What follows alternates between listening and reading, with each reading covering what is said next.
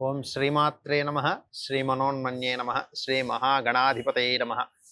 YouTube channel ప్రేక్షకులకు నమస్కారం. ధనస్సు రాశి మూల, పూర్వాషాఢ, ఉత్తరాషాఢ 1వ పాదం జాతకులు. రవి రాహు చంద్రగ్రహాల అనుకూలతా స్థితి వలన వీరికి నూతన వస్త్రధారణ మరియు విందు వినోద కార్యక్రమాలలో పాల్గొనుట జరుగుతుంది.